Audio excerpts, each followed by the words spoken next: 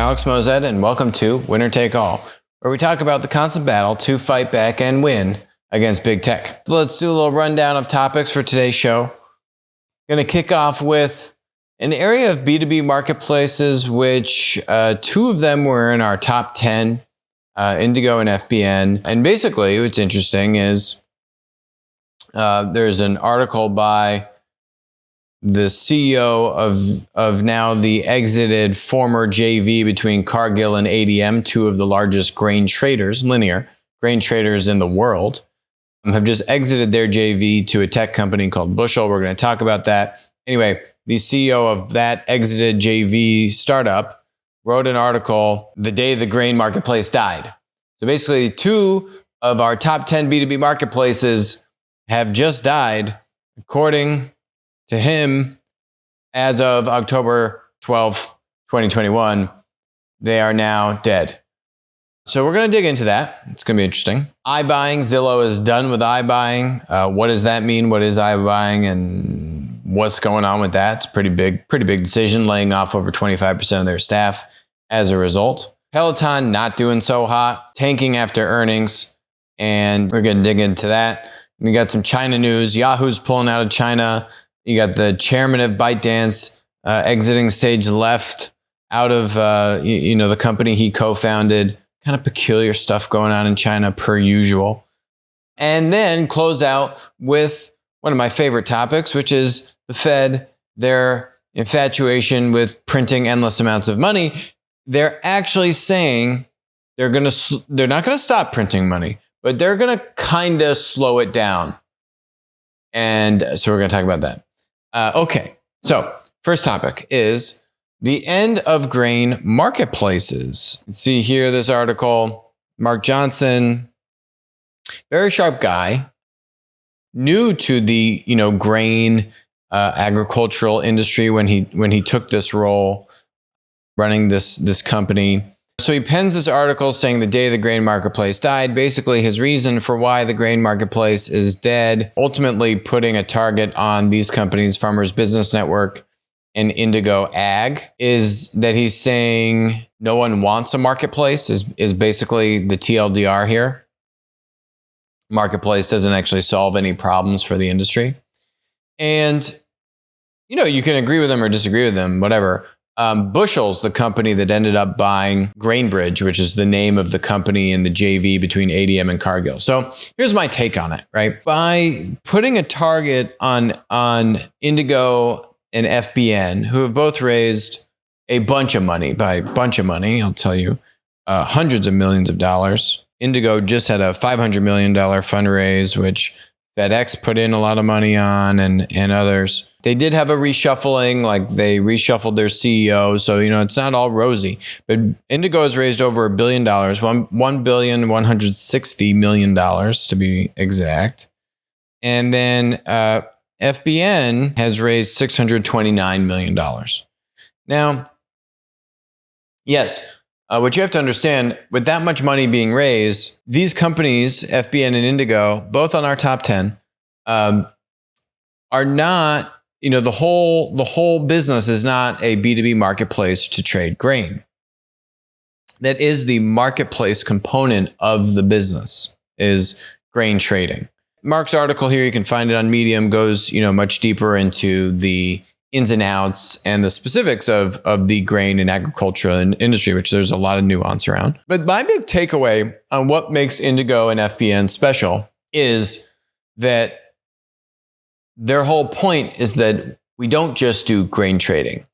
Their whole value prop is that the need they're trying to solve for the farmer. If you read Mark's article here, Mark's article is saying no one needs a grain trading marketplace. The grower doesn't need it. The buyer doesn't need it. But if you ask Indigo and FBN, what is the challenge you're solving? That wouldn't be the thing that they would say.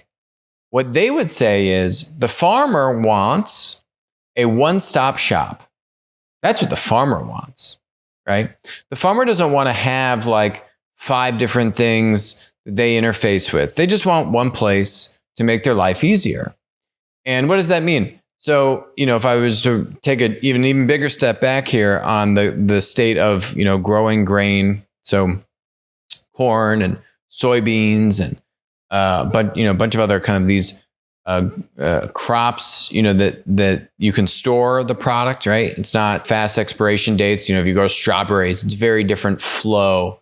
Also big part of, farming in the United States and elsewhere, but this is really around grain. So you can store this stuff, you can sell it at different periods of time. If you're a farmer, there's inputs providers and output providers. Output providers being Cargill and ADMs that sell the grain, the output, and then input providers like a Monsanto, which is owned by Bayer, a Nutrien, right? So they're selling you the fertilizer, which is big money, selling you seeds, other things like that, right?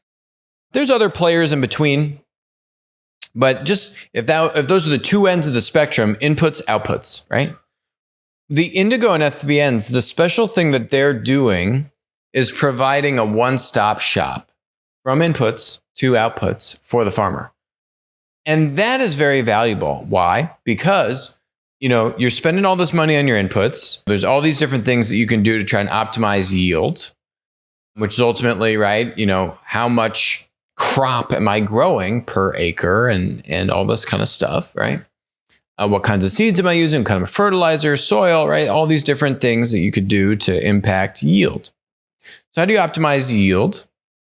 And then on the output side, how are you optimizing the price that you sell the stuff? When you can connect those two, can you A, make a more seamless experience for the farmer? B, can you ultimately help the farmer make more money, right? And find the best combination of input, output, and the growing process, et cetera.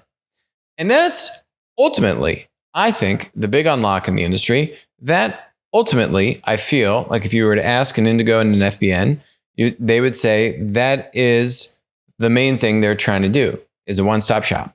Now, they would speak to it in different ways. When you really look under the hood of an Indigo and FBN, they have like 5 different business models. Grain trading, B2B marketplace is one of those, and they're doing big volumes there, by the way. They don't make a lot of money from it, which is why we didn't have them as, for example, our number one B2B marketplace. Even though if you were to look at the GMV they're doing, it's monstrous and they're doing huge volumes.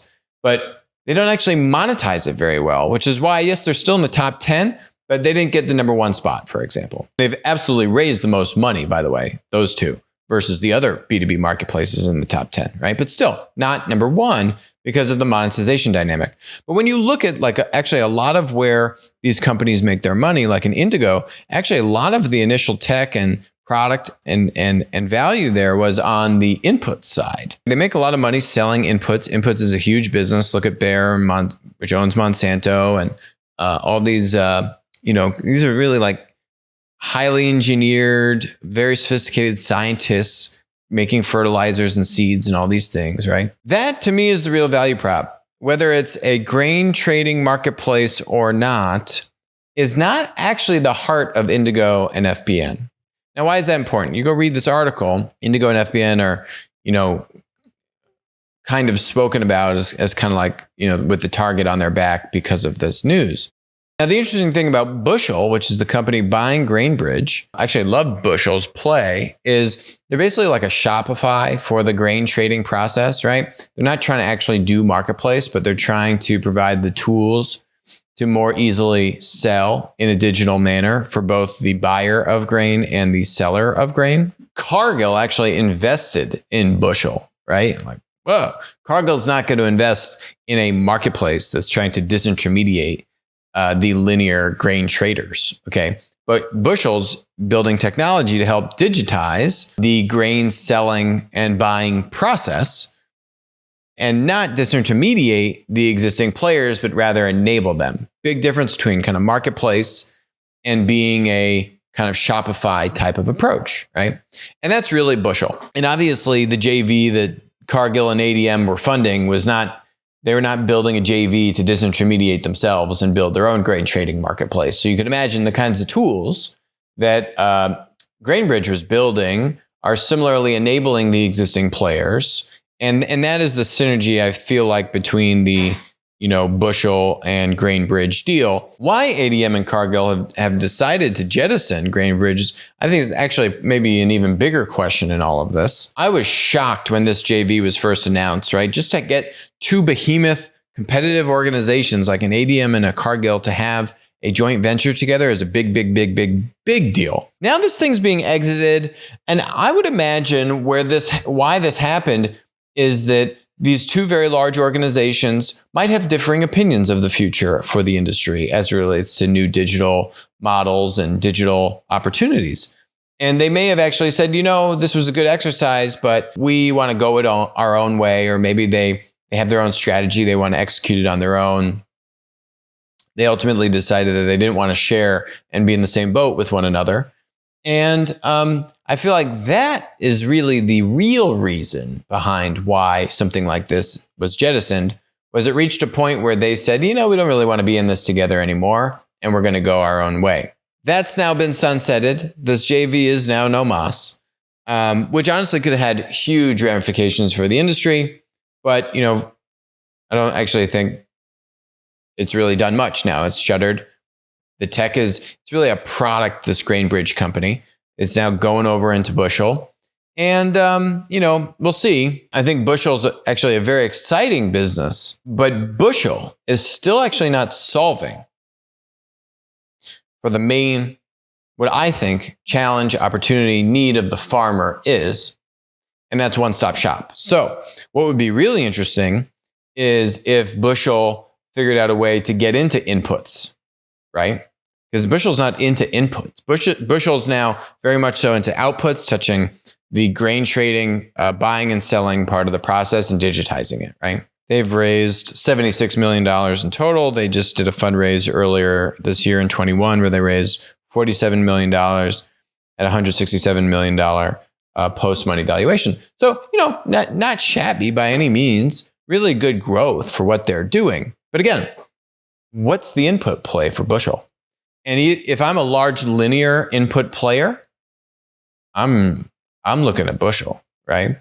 If I am a digital input player or a new up and coming kind of, someone competing with an Indigo and an FBN on the input side, I'm looking at, hey, how do I deliver on this one-stop shop value prop? That to me is the big unlock here, which this is nice news. But again, it's kind of a red herring, like grain marketplace or not grain marketplace. The real unlock is one-stop shop. Okay, so next topic, iBuying destruction. Now, iBuying is basically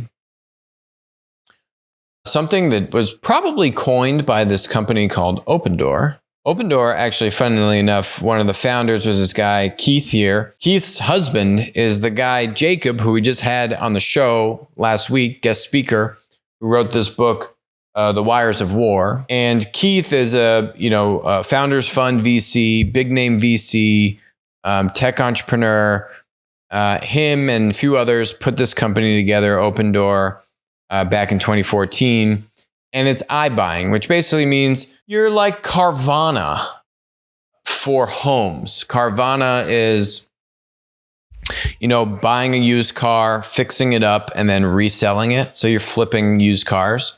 This is basically that, but for homes. How can I buy a home at a good price, do a little bit of work, fix it up, and then flip it? So, if you look at Carvana's stock, that's a $51 billion market cap business. Not too shabby, right? Opendoor, $13 billion. Opendoor went public at around $11 a share. This was in summer of 2020. Very interesting time, right?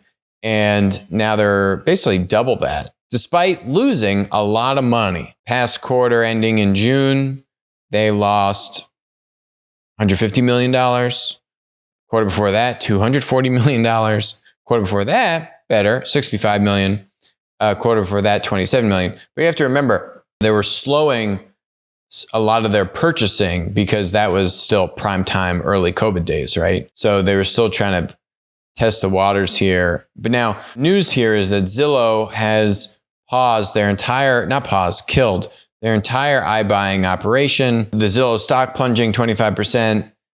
and they're letting go over 25% of their staff. The iBuying operation, the Zillow offers operation, linear, right? Buying houses on balance sheet, selling them. That's a very capital intensive business. If you get it right, you can make a lot of money. If you get it wrong, you can lose a lot of money. How much money did Zillow lose doing iBuying? $1.5 billion. Yes, a good, pretty coin right there. $1.5 billion down the drain. They've now exited the business, so they're hoping to stem their losses. I mean, they still own a bunch of houses, by the way. 16 billion market cap company. So really interesting to see Opendoor, which is a pure play iBuying business. Their stock dipped on the news of Zillow getting out, but now it's kind of back. Other funny news with this is that you had this, highly heralded investor, Kathy Wood. She bought the dip and then got out of buying the dip. They were buying shares as recently as Tuesday, and then now they're just dumping all of it. Dumped $376 million after loading up on Zillow. They've now dumped 6 million shares in 2 straight days. So that must have stung. I just don't really understand. And it's through an ETF. It's weird. It's very weird. She's like a hedge fund, but an ETF.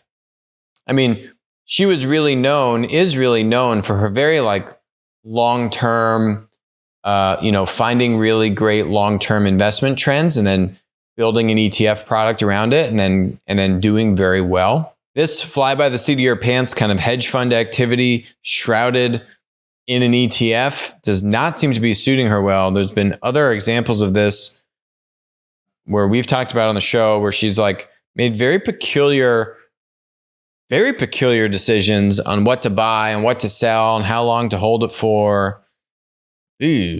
Just does not inspire confidence in her hedge fund-like abilities, shrouded in name only of an ETF. Very bizarre. Side story. Tangent. Apologies. Okay. Back on course. Zillow. More irony and more just funny stuff. It's just, I don't know, just all this crazy stuff. So this guy, Rich Barton, co-founder of Zillow, he also co-founded this site, Glassdoor.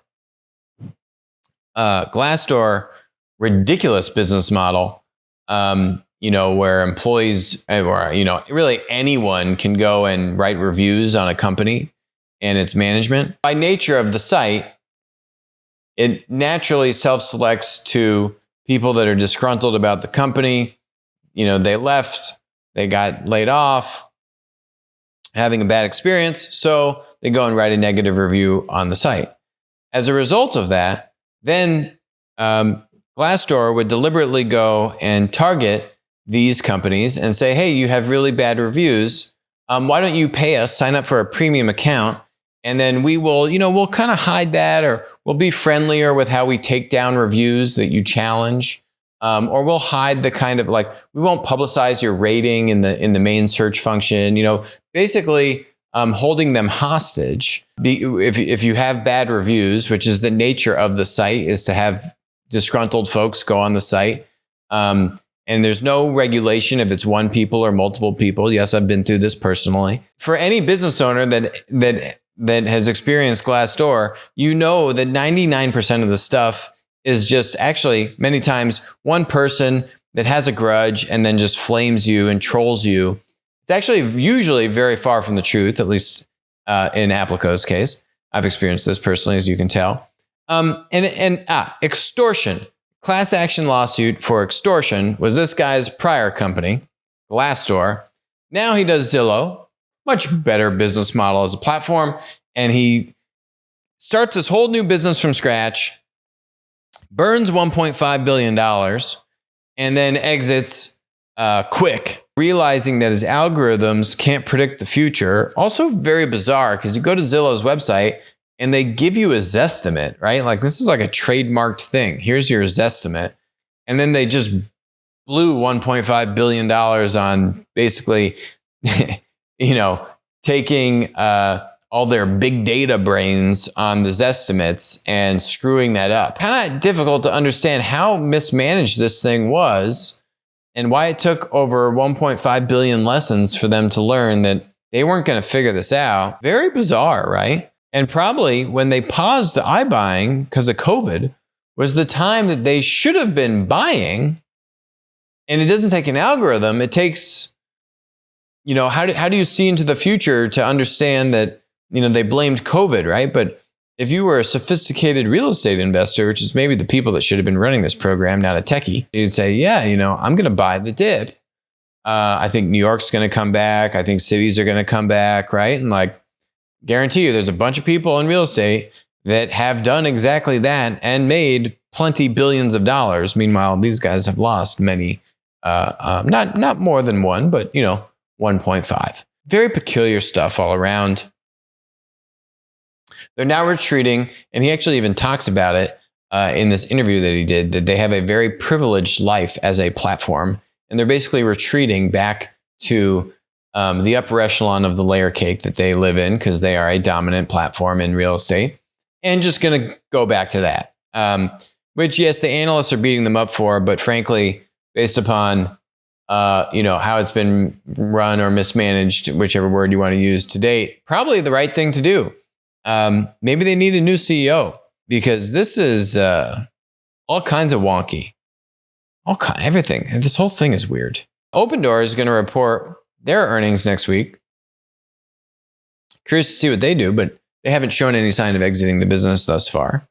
I've still been losing money, but if you're an investor in the stock, you'd actually be happy, right? If you bought in from where it IPO'd at. Zillow, on the other hand, now they're pretty much back to par. If you look at when Opendoor IPO'd in June of 2020, Zillow was, say, around $60 a share. Now,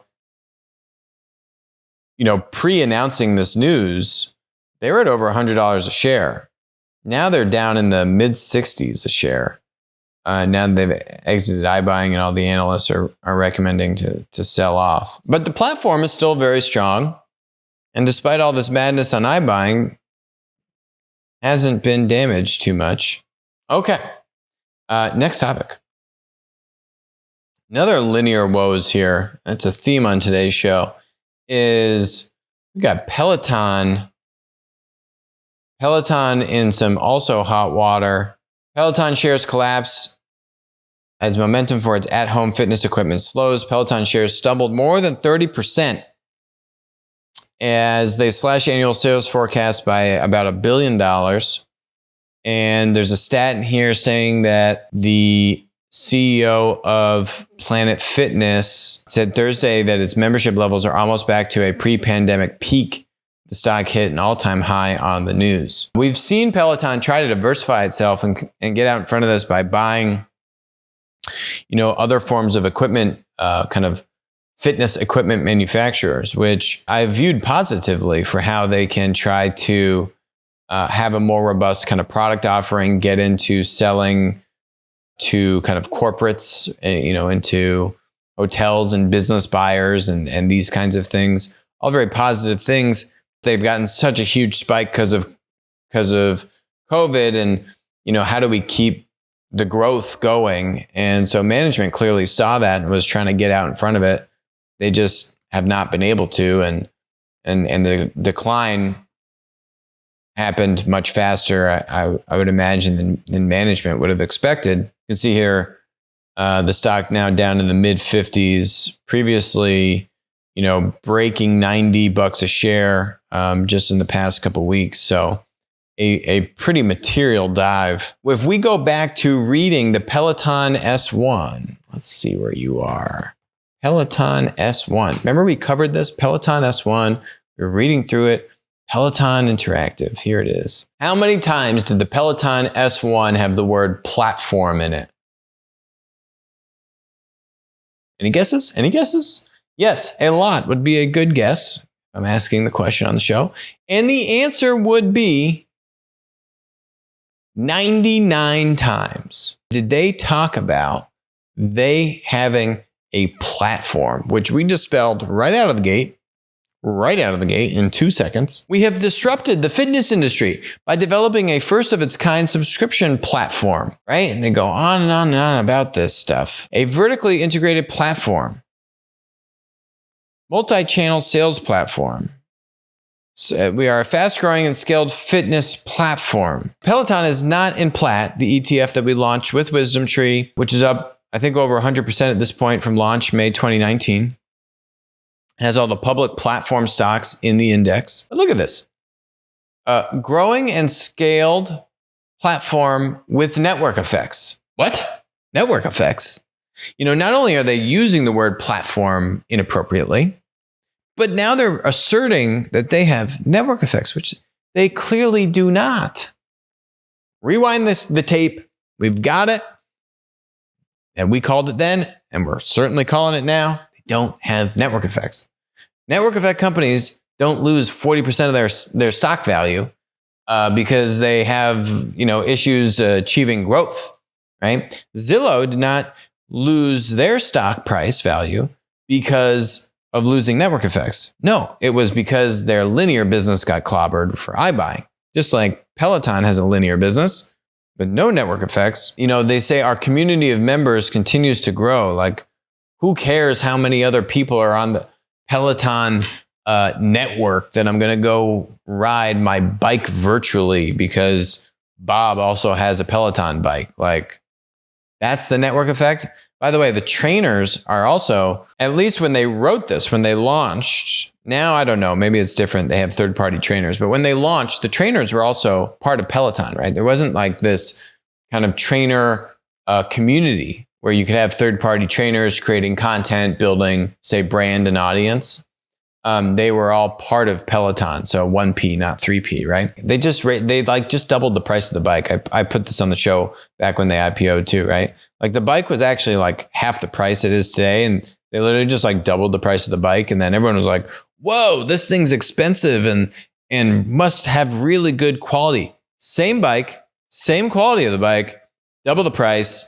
But it really struck a chord with the consumer audience, I guess. Oh man, I must really be getting something special here. Look at my literally overpriced. They just doubled the price. I mean, they should have a case study for marketing, price marketing for this company. Point is clear. They're definitely not a platform. Those kinds of drops don't happen to platforms. Certainly platforms that have any kind of meaningful scale, which if Peloton, industry leader in what they do, if they were a legitimate platform, as the leader, you would not have that kind of drop. It just doesn't happen. But that's right. They're not a platform business. So platform or lack of platform woes continue.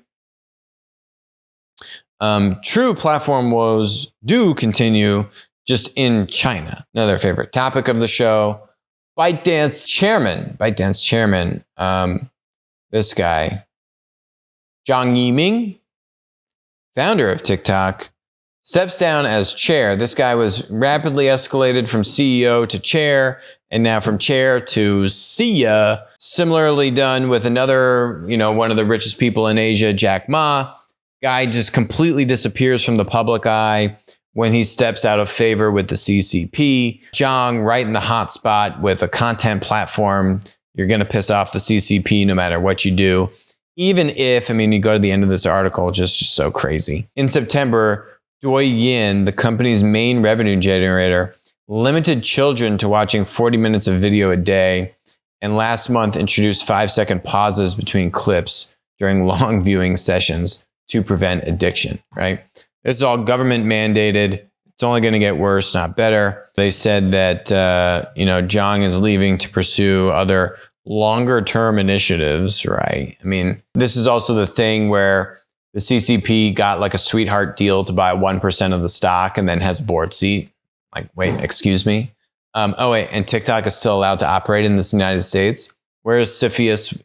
Jacob, our guest from last week. Jacob, where are you? Where's Cepheus? TikTok should not be allowed in this country in its current form. We've been talking about that, I don't know, over a year now, maybe years. Does that qualify as years? TikTok, Zoom, there's serious security risks, serious problems with these Chinese technology companies, whether based in China, whether engineering is based in China, whether just a Chinese tech company in general. It's a serious problem, and it needs to be decoupled. It's the only solution. So this is just one example, right? Whatever the CCP says goes. They want Zhang out, he's out. They want a board seat, they get a board seat. They want your data, they get your data. They want to figure out sensitive information so they can blackmail you and bribe you, they get your sensitive information. They want to look at sailors on a Navy ship using TikTok and getting all their GPS information to pinpoint where the ship is in the sea, they get the GPS information, right? Like, I don't know. It's just a couple examples. The list goes on and on. It's bad news. Similarly, topic is that Yahoo pulling out of China. I mean, it's kind of like, yeah, Yahoo, whatever, Yahoo. And like, who really uses Yahoo in the US? Yeah, okay. Yahoo actually internationally, I think, still has a pretty decent business going for itself. Maybe not so much in China, but Yahoo pulls out of China, citing the challenging, quote unquote, challenging environment. You know, the other problem with the media is they got to hit much harder on these articles. Yahoo has pulled out of China, citing an increasingly challenging operating environment. Yeah, tell me about it. The withdrawal was largely symptomatic, as many of the company's services were already blocked by China's digital censorship. In recognition of the increasingly challenging business and legal environment in China, Yahoo's suite of services will no longer be accessible from mainland China as of November 1st.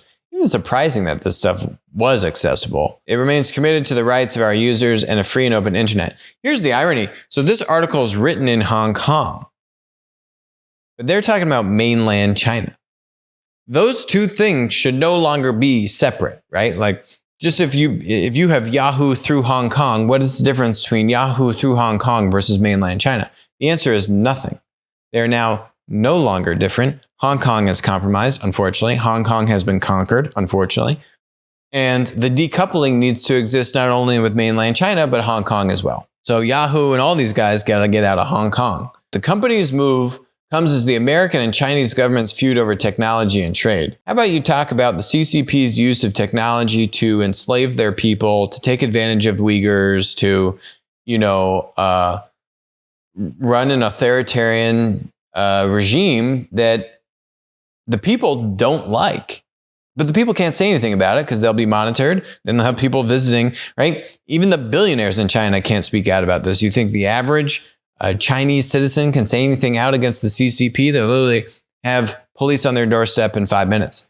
So where is the stuff from the AP talking about all the harm that the CCP is causing to its people and abroad by using these technologies to enforce their dragnet society and take away even the slightest sense of any personal freedom, which clearly does not exist in this country, China, and is now, being forced upon us around the globe, including in the United States. It's a true travesty. Last topic is I talked about in the last episode about how, inflation is really, really, really bad. High inflation, hyperinflation, stagflation, whatever you want to call it. Really bad news for the American people, no matter how you slice it. Now, I talked about how eventually the Fed, the Fed's whole raison d'etre is to control inflation. So now, finally, it's a mixture of Jerome Powell and here the FOMC, Federal Open Market Committee. In light of the substantial further progress the economy has made towards the committee's goals since last December, whatever that means, gibberish, the committee decided to begin reducing the monthly pace of its net purchase asset purchases. This is what I was talking about, quantitative easing. This is one of the two metrics and mechanisms, two main mechanisms that the Fed controls to control inflation and other parts of the economy, which is how much money it prints versus QT, quantitative tightening, taking money out of the money supply or putting money in the money supply. Easing means money in the money supply, which we've been doing a bunch of. And that's this graph right here. Yes. See, it just goes right up and to the right. Just like all the other graphs you've seen from VC investing trends, stock market trends. They are eerily correlated, aren't they? And yes, now Fed balance sheet balloons to over 8.5. It just pains me to even say it. $1 trillion This is actually good news.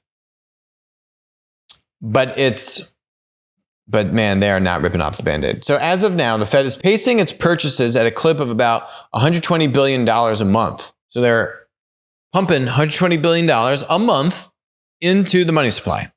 But the Fed said Wednesday it will gradually slow the pace of those purchases by about $15 billion per month as part of a plan to bring its so-called quantitative easing program to a full stop by the middle of next year. So from 120 to 105 to 90 to 75 and yada, yada, yada. So they're slowly now turning the spigot of cash being pumped in. Doesn't mean that they're raising interest rates, but that's now the next part of this. That's the other mechanism, is to raise interest rates. And now the expectations are for the Fed rate hikes for the next 12 months to be anywhere from, looks like 2 to 3 raises, right? So it's now at the bottom. Really can't go technically it could go lower, but it's really at the bottom. Expectations on Wall Street are that it could be raised to 2 to 3 times over the next 12 months, which is also good news. It is good news to slow the rate of inflation because you are not printing as much money and you are making it a little bit more expensive to lend money and borrow money, right? Question is this enough? And the answer is absolutely not. This is like, yeah, I got a Band-Aid. I'm a hairy guy, right? So, when you take the Band-Aid off, it hurts. So, they say just rip the Band-Aid off, quick, fast. Ripping the Band-Aid off would be to have quantitative tightening, God forbid, where you're actually taking money out of the supply, not just putting less money in the supply and then eventually keeping it static, which is what they've proposed. And to raise interest rates now, not potentially raise them in the future, but to actually raise interest rates.